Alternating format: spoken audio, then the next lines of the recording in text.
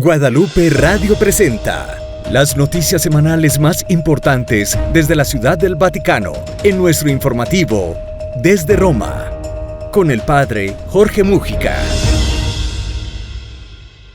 Este es el primer programa del año 2025 de este informativo semanal con las actividades, las noticias más relevantes acumuladas a lo largo de la semana relacionados con la vida del Papa, la Iglesia y el Vaticano. Me permito darle la bienvenida a esta primera emisión del año 2025 y también felicitarles por el nuevo año. También me voy a permitir, antes de comenzar este programa, y dado que la mayoría de quienes escuchan esta grabación se encuentran en la ciudad de Los Ángeles, manifestarles la cercanía. Nadie es ajeno a lo que ha estado sucediendo y a lo que de hecho continúa relacionado con los incendios y las consecuencias de esos incendios. En no pocos casos, muchas personas han perdido tantas cosas. Sin embargo, y es bueno recordarlo, que cuando no se ha perdido la fe, se tiene todo para comenzar de nuevo. Soy el Padre Jorge Enrique Múgica y a nombre de la Agencia de Noticias Zenit y de Guadalupe Radio pasamos a las informaciones de esta semana que abarca del 6 de enero al 13 de 2025. Lo más importante de la semana. El Papa Francisco ha iniciado el año con una agenda bastante intensa. A inicio de la semana, el día 9, nada más ni nada menos, dio a conocer dos importantes noticias. Se trataba del primer nombramiento en la historia de la Iglesia de una mujer al frente de un dicasterio de la Curia Romana.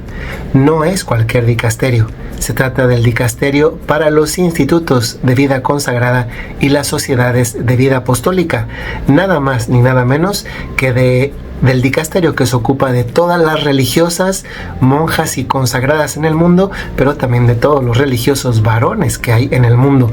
Un dicasterio de no poca importancia, considerando que son 500,000 más o menos de religiosos y más de 900,000 las religiosas. Un dicasterio, como se puede entender, bastante importante. El cargo ha caído sobre Sor Simona Brambilla, una religiosa misionera de la Consolata que ya venía desempeñándose como secretaria de ese mismo dicasterio y que pasa a la historia por ser la primera mujer en presidir un dicasterio de la Curia Romana. Por otra parte, el otro nombramiento tenía que ver con el regalo, entre comillas, porque así fue clasificado por varios, especialmente por medios estadounidenses, del Papa a Donald Trump. A pocos días de que el presidente Trump inicie su mandato, el Papa Francisco cambia a la capital de Washington a uno de los arzobispos que además también es cardenal, el cardenal McElroy, más críticos con la administración de Trump, pues el que había sido hasta la fecha el arzobispo de San Diego, California, una diócesis periférica, de hecho que dependía de la arquidiócesis de San Francisco, pasa a liderar pastoralmente y no solo la diócesis de la capital del país. Esta es la razón por la que no pocos medios de comunicación destacaron pues el hecho de que el cardenal que ahora se ocupará de la diócesis de la capital del país sea un abierto opositor a el presidente Donald Trump. Sin embargo, y no hay que olvidarlo, semanas atrás, hacia el 21 de diciembre, el presidente Trump daba a conocer el nombramiento del señor Burke, el presidente hasta ese momento de Catholic Vote, uno también de los católicos laicos más críticos con el Papa Francisco, como el nuevo embajador de los Estados Unidos ante la Santa Sede. Por otra parte, esta semana se tuvo uno de los momentos más importantes en cuanto a la diplomacia de la Santa Sede con relación a todos los países con los que la Santa Sede tiene relaciones diplomáticas. Y me refiero a la audiencia particular que el Papa da una vez al año a todos los embajadores de los países con los que la Santa Sede tiene relaciones diplomáticas. De hecho, hemos podido saber que al año 2025, a comienzos del año 2025, la Santa Sede mantiene relaciones diplomáticas con 184 países del mundo. Pensemos que la ONU reconoce a 194 países y esto nos hace redimensionar las cosas. La Santa Sede es uno de los países con la más amplia red de relaciones diplomáticas en el mundo. Ciertamente en los últimos años he experimentado algunas dificultades, especialmente con países como Nicaragua, y hay entre esos 10 países con los que no tiene relaciones diplomáticas, varios de ellos o son comunistas como China, Corea del Norte o Vietnam, o los otros son musulmanes como Arabia Saudí, Somalia y algunos otros. El discurso del Papa tuvo que ver con el tema de la diplomacia de la esperanza. La semana iba adelante y también iba adelante la información. Hemos sabido que el Papa ha decidido intervenir de una manera más decisiva una de las congregaciones religiosas masculinas que también tiene su rama femenina con el mayor número de vocaciones, de las más florecientes, una congregación que además es de origen argentino, y nos referimos al Instituto del Verbo Encarnado.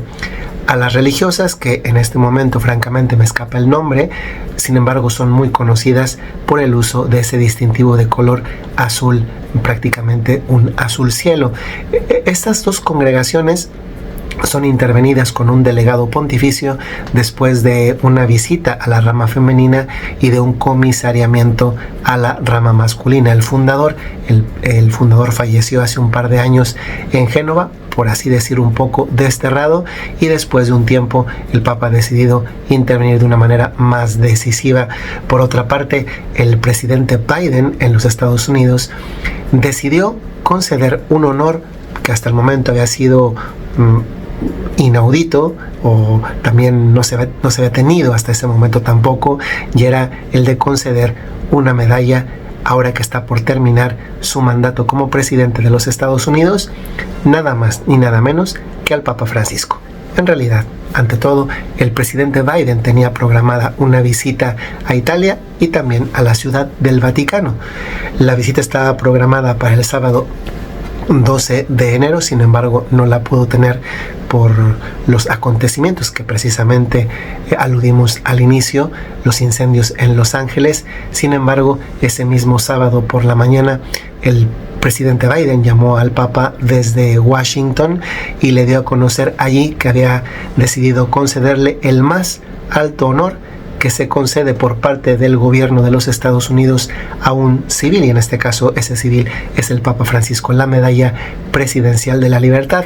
Solamente que además de darle a conocer la noticia, también es bueno conocer el contexto. El presidente Biden días anteriores había dado varios reconocimientos del mismo tipo, y entre los reconocidos estaba el controvertido filántropo, entre comillas, porque en realidad es un inversor ideológico, y me refiero a George Soros, uno de los máximos propagadores de la ideología de género, del aborto y de la así llamada colonización ideológica de la que tantas veces ha hablado el Papa Francisco. Vamos acercándonos al final del programa, pero todavía quedan más informaciones. Una de ellas es el inicio de unas audiencias generales extraordinarias que el Papa concede durante el periodo jubilar, es decir, durante el año 2025. Para este momento es bastante probable que muchos de ustedes conozcan que el Papa Francisco concede audiencias generales, es decir, abiertas a todos los que quieran, los miércoles de todo el año, menos julio, que es el mes de su periodo de descanso. Pero durante el año jubilar, que comenzó el pasado 24 de diciembre, y paréntesis, para el 10 de enero ya iban 500,000 de personas que habían cruzado la puerta santa de la Basílica de San Pedro. Cerramos el paréntesis, lo cual también evidencia, permítame alargarlo un poco más, la multitud de personas que están llegando a Roma y que confirman el cálculo de 32 a 39 millones los peregrinos en ocasión del Jubileo de la Esperanza. Pues en este contexto del jubileo, porque el jubileo se prolonga durante todo el año 2025, el Papa Francisco está concediendo audiencias generales también los días sábados. Y terminamos con una noticia muy bonita y muy amable. Es tradición que una vez al año el Papa Francisco bautiza niños. Suele coincidir con el día de la fiesta del bautismo de Jesús, que ha sido precisamente este domingo 12 de enero. Creo que hace un momento di una fecha inexacta cuando asocié sábado al día 12, cuando di la noticia sobre uno de los eventos pasados, pero el Papa Francisco el día del bautismo del Señor bautizó a 21 niños, hijos de empleados del Vaticano. No dio una homilía muy larga, de hecho fue una frase solamente y siguió con los bautismos. Con esta noticia amable terminamos las informaciones de este programa y nos escuchamos la próxima. También nos vemos la próxima en este programa de Guadalupe Radio y de la agencia Noticias Zenit, una radio que también se ve. Hasta la próxima. Guadalupe Radio presentó las principales noticias desde el Vaticano en Desde Roma, con el padre Jorge Múgica.